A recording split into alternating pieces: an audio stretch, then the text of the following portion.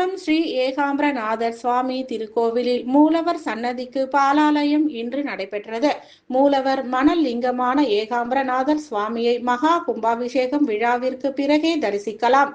திருப்பணிகள் மேற்கொள்ள மூலவர் சன்னதி பிரகாரம் மூடப்பட்டது. பஞ்சபூத ஸ்தலங்களில் நிலத்துக்குரியதாக ஸ்தலமாக போற்றப்படுவதும் 3500 ஆண்டுகள் பழமையானதுமான காஞ்சிபுரம் ஏலவார் குழலி சமேத ஏகாம்பரநாதர் சுவாமி திருக்கோவிலுக்கு மகா கும்பாபிஷேகம் செய்ய முடிவு செய்யப்பட்டது. இதனை அடுத்து 3 கட்டமாக பாலாலயம் நடத்தப்பட்டு கோவிலில் திருப்பணிகள் நடைபெற்று வருகின்றன. கோவில் திருப்பணிக்காக அரசு நிதி ரூபாய் 12.75 கோடி, ஆணையர் பொதுநல நிதி ரூபாய் 1.74 கோடி, திருக்கோவில் நிதி ரூபாய் 4.61 கோடி, உபயதாரர் நிதி ரூபாய் 32.14 லட்சம் உட்பட மொத்தம் 28.48 கோடி மதிப்பில் கோவில் திருப்பணிகள் நடைபெற்று வருகின்றது. திருக்கோவிலில் அமைந்துள்ள பல்லவ கோபுரம், சிவகங்கை தீர்த்தகுளம், 1000 கால் மண்டபம், மேல்தளம் பழுது பார்த்தல், கம்பா நதி தீர்த்தம் பழுது பார்த்தல், அபிஷேக நீர் மற்றும் மழைநீர் சிவகங்கை தீர்த்த குளத்திற்கு வரும் வகையில் கால்வாய் அமைத்தல் ஆகிய பணிகள் பெருமளவு நிறைவு பெற்றுவிட்டன.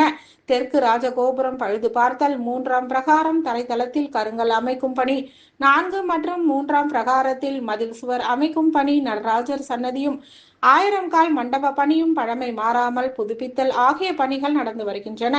கோவில் முழுவதும் நடைபெறும் திருப்பணிகள் 90% நிறைவு பெற்று பணிகள் முடியும் தருவாயில் உள்ளது.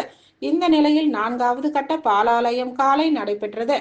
மூலவர் சன்னதியில் திருப்பணி செய்ய இருப்பதால் மணல் லிங்கமான ஏகாம்பரநாதர் சுவாமியின் சக்தியை பல்வேறு புண்ணிய நதிகளில் இருந்து கொண்டு வரப்பட்ட புனித நீருக்கு மாற்றி யாக சாலையில் வைத்து 9 யாக குண்டங்கள் அமைத்து 35 சிவாச்சாரியார்கள் பாலாலய சிறப்பு பூஜையினை மேற்கொண்டனர். அதன் பின்பு யாக குண்டத்தில் இருந்து புனித நீர் கலசம் மேலதாளம் முழங்க கோவில் பிரகாரத்தில் ஊர்வலமாக எடுத்து வரப்பட்டு அத்தி மரத்தினால் செய்யப்பட்ட பிரதிஷ்டை செய்யப்பட்ட சிவலிங்கத்திற்கு சிவாச்சாரியார்கள் வேத மந்திரங்கள் ஒலிக்க யாக கலசத்தில் இருந்த புனித நீரை ஊற்றி அபிஷேக ஆராதனைகள் செய்து பாலாலயம் உற்சவத்தை நடத்தி வைத்தனர். இதனை அடுத்து மணல் லிங்கம் அமைந்துள்ள மூலவர் சன்னதியின் கதவுகள் திருப்பணிகள் மேற்கொள்ள மூடப்பட்டது. இதனை அடுத்து மகா கும்பாபிஷேகம் நடைபெற பிறகே மூலவர் மணல் லிங்கத்தை தரிசிக்க முடியும். மகா கும்பாபிஷேக விழா நடைபெறும் வரை அத்தி மரத்தினால் செய்து பிரதிஷ்டை செய்யப்பட்ட சிவலிங்கத்திற்கு தினசரி 4 கால பூஜைகள் செய்து பக்தர்கள் தரிசனத்திற்கு அனுமதிக்கப்படுவார்கள். பாலாலயம் உற்சவத்தில் இந்து சமய அறநிலைத்துறை இணை ஆணையர் குமரதுரை, கோவில் செயல் அலுவலர் முத்துலட்சுமி மற்றும் சாணியர்களும் கோவில் அர்ச்சகர்களும் உபயதாரர்களும் பொதுமக்களும் பெரும் திரளாக கலந்து கொண்டு சுவாமி தரிசனம் செய்தனர்.